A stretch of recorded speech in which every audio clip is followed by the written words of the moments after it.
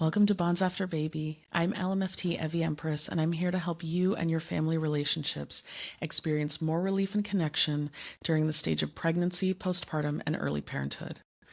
Remember to subscribe for my podcast here and on YouTube, and sign up to my email list on my website, bondsafterbaby.com, for free resources for your family.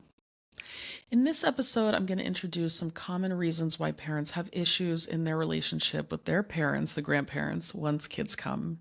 And then I'm going to answer some listener questions related to tension with your child's grandparents. Research overwhelmingly indicates the benefits of positive grandparent relationships with their children.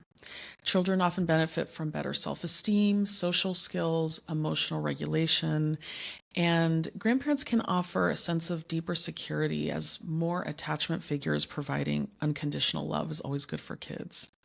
They can function as positive role models and increase an experience of extended family support and unity. They can also be links to cultural and family traditions. For parents, if the experiences are mostly positive, grandparents can provide much needed support, emotional and practical, to new parents, and they can share the experience of the growing family and help build parent confidence and help ease stress in new parents or parents who have just had a new child. Grandparents who have positive contact and time with grandchildren also have greater lifespans, a sense of fulfillment and joy. So everybody benefits, right? When the relationship is generally positive. However, it's pretty common that new parents often have a strained relationship or increased conflict with their parents as they transition into the grandparent role. When this gets excessively stressful or this brings up a lot of discord, it can deprive the whole family system from benefiting as fully as they can and experiencing the deep emotional intimacy and bonds that are available during this time. So this is what I see most regularly in adult parent, adult child relationships once kids come. I work a lot with adult parent, adult child relationships after babies are born. So one, if the relationship before was very high tension and hostile, that will continue. It doesn't just end because a baby came, right? So there are rare exceptions when grandparents who usually communicate or have a very hostile dynamic can soften a bit. But if the contentiousness was that high, it's not likely to resolve without some kind of relationship support. So an expectation of that to change greatly is not realistic. It's more that the tension, the discord, the hostility just shifts into kind of a different role or a different dynamic. Two, unresolved issues from the past surface. So, for example, if the new parent, when they were a child, if they were required or expected to take on a lot of emotional burdens or practical burdens that were unfair to them or inappropriate for their age, there can be a swell of anger when the child becomes an adult, needs help as a parent, and the grandparent is still not emotionally available or doesn't show up in the way they need again. It's almost like a double whammy for the parent. Also, there could be anger and sadness about a new parent's own childhood experience. When we become parents, it can unearth our experiences from childhood that, while you're tuning into your own child and their experience, you can't help but consider your own. And when this is stirred up, when you're with your parents as an adult, sometimes this can increase irritability or just shift a bit the tone of the dynamic. Also, parents can get very triggered when they see the grandparent doing something that they remember experiencing as a child or having their own memories come up from childhood. So this kind of unresolved anger and grief can come out sideways in the present. Or the opposite, seeing your parent show up for their grandchild in ways they did not show up for you can be very painful. 3, perceived criticism or rejection on both sides, right? So whether you're the parent or you're the grandparent, when parents decide to approach parenting very differently than their own childhoods, grandparents can see that as a silent or implicit criticism on their parenting, and they can get really defensive because it's hard for them perhaps to sit with their feelings of their own guilt or irritation about this. One of the questions I'll be taking is related to this. Parents are on the receiving end of a lot of nitpicking or open criticism about choices like how the parent is feeding or handling tantrums, etc. This can be really irritating to parents who are trying to build their confidence or get their footing during a big transition. And it's upsetting to hear constant nitpicking. 4, expectations of roles as grandparents are different. So this can go both ways. I also am going to be taking one question about this. So sometimes grandparents want a bigger role than the parents want, or it's the opposite, or the parents wish the grandparents would take a bigger role and they don't. Of course, this can create a lot of tension. There can even be competition between grandparents on both sides of who gets to see them more, and then the parents have to help navigate that. That can be stressful. 5, crossing boundaries. So if grandparents are not following parent requests, right, and trying to navigate, well, how much agency do grandparents have over decisions when we leave the kids there? Sometimes, people can be behaving in disrespectful ways, either openly or passive aggressively, and there may need to be boundaries about that. Or when there is this kind of discord and tension and it gets triangulated. And what I mean by that is members of the family start talking to other members and complaining, like your sibling instead of you. And then the people who have the issue are not dealing with each other, and it's just kind of ballooning out to others, which can cause other kinds of, discord in the extended family. 6, disagreements about family choices, like generational differences, cultural differences. Perhaps, a grandparent is upset that their child married someone of a different faith or a different culture, and, they see that the traditions are going to be very different with their grandkids, and they're disappointed about that. That's just one example of many. So this kind of disappointment can come up. 7, emotional needs not getting met. So this is a big one. Mothers also need to be mothered.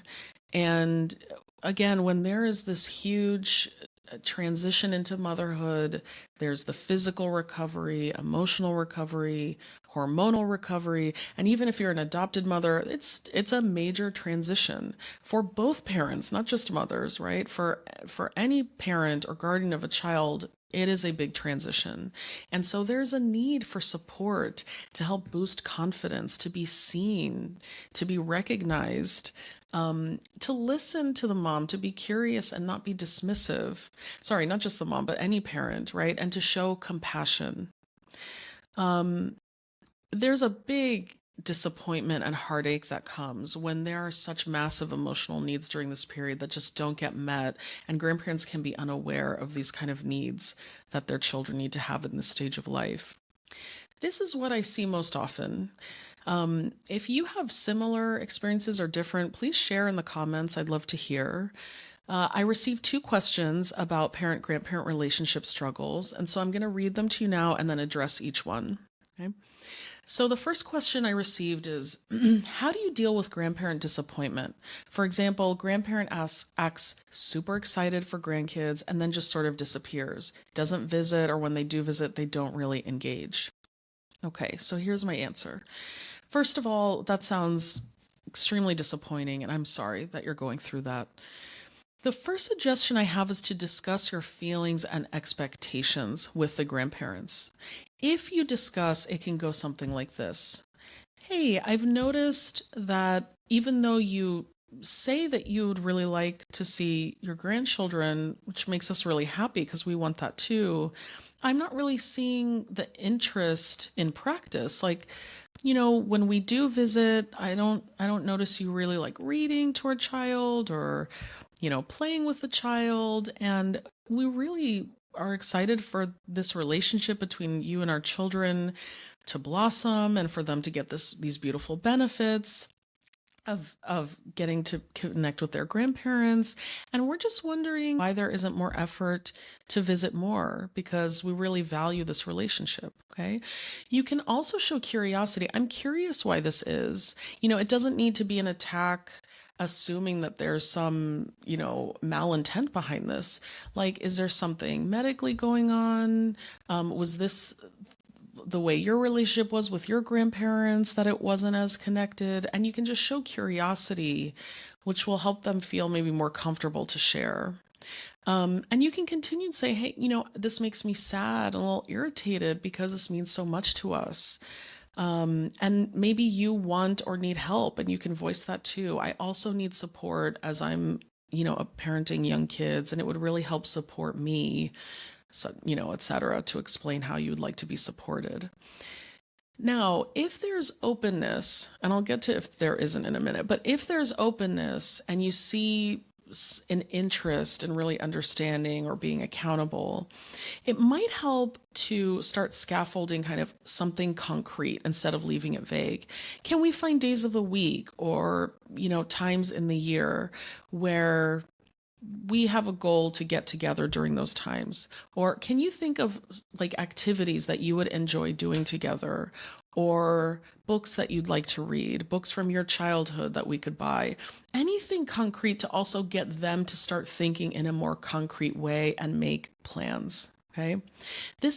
Look, it may take time to change patterns, and this discussion may need to happen once, and it may need to happen over time, several times, with reminders of expectations and hopes.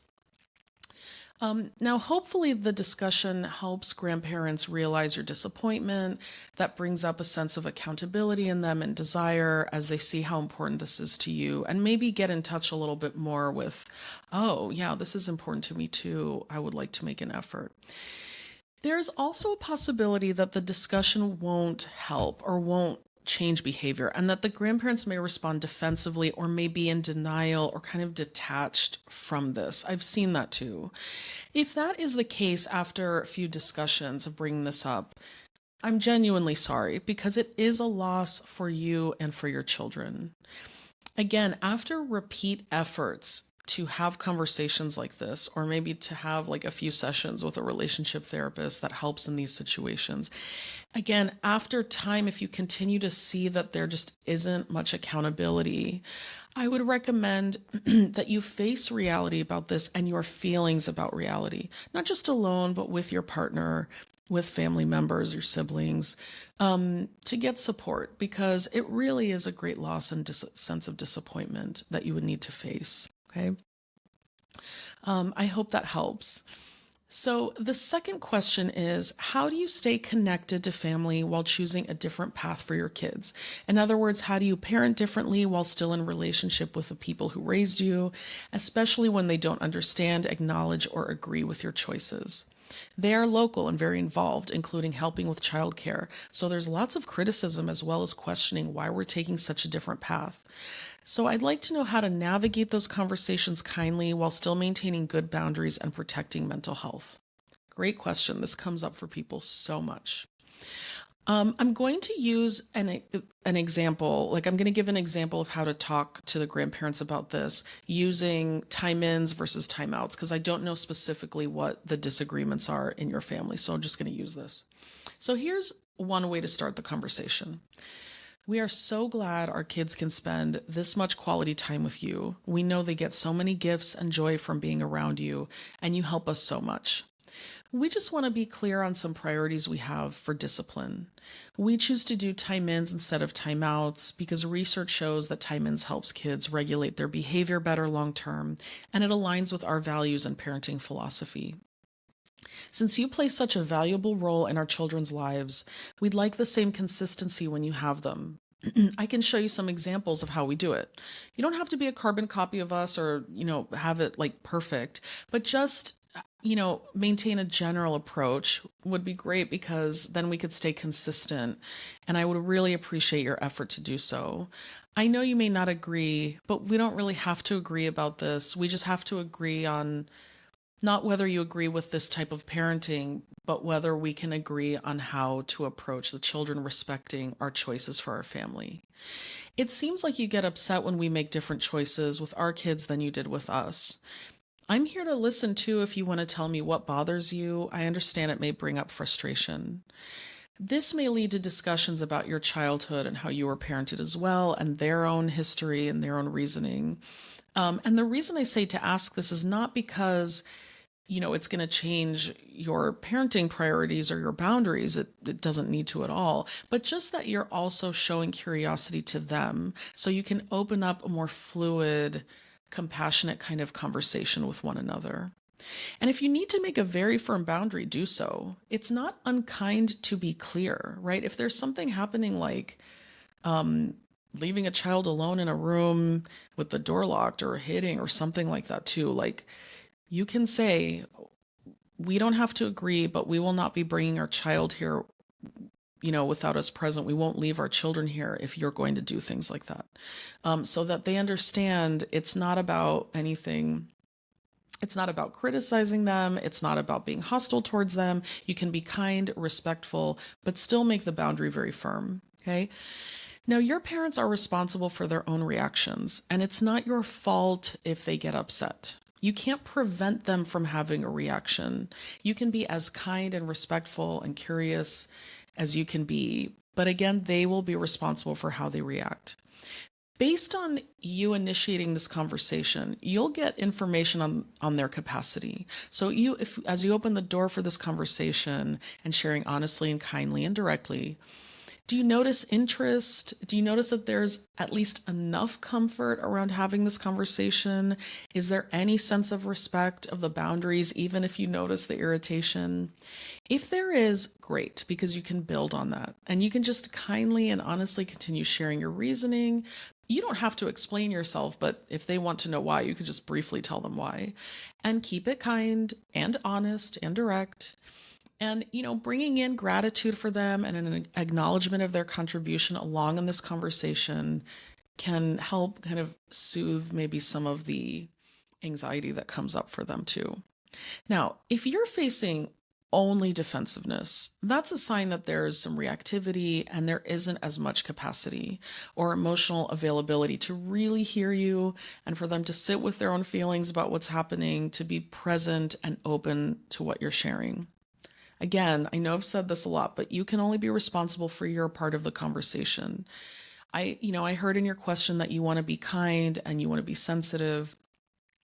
At the end of the day, sometimes we can be kind and sensitive, and there won't always be a corresponding response. And we can't control that. So at the end of the day, you're going to have to think, what am I okay with being flexible about when my kids are with their grandparents? And what is a big priority to me? Because again, you can't control their response. If you meet a total wall or resistance to talking about this in a substantive, authentic way over time, because again, it may take, just like in my previous response to the other question, it may take a few conversations. Like this is not going to be one and done probably. But if it's consistently just a wall or like, jabs at you and it's just not substantive, then the reality may be that they're just not willing at this time to hear you and have this conversation. And it's going to just come down to enforcing boundaries. We see it's frustrating and uncomfortable for you that we make these choices. I'd like to talk this out if you're ever willing to do so.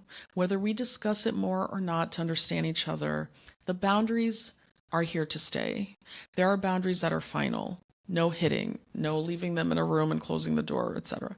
We won't be able to bring our child here if that's going to happen, or we won't be able to leave our child without us present if such things happen. Again, I do recommend choosing what you're firm about, what you hold like a really strong boundary about, and what you can be flexible about. My husband and I used to get in a lot of power struggle with my parents about what food they would give our kids or technology use. And eventually we had to think about what our real priorities were, like where we wanted to draw a hard line and where it was just okay to be more flexible and let some things go. And that's also a good thing to navigate with your partner before having these conversations with the grandparents. I work with adult parents and grandparents in my office many times, and sometimes it only takes a few sessions with support to get things to a better place. So if you also want to seek out, an MFT or relationship therapist, to just help with some of these conversations, I recommend doing that as well. It can be extremely helpful. So I hope this was useful for you. I'll have many more episodes talking about relationships with grandparents. Please share your thoughts or additional questions in the comments section here. If you want all the resources at your fingertips, I'll be offering freebie goodies in the near future. Sign up for my email list at bondsafterbaby.com to get the goods. And subscribe to my podcast and my YouTube channel, Bonds After Baby, so you get notified when there's a new episode. I'm here for you and your family. See you next week.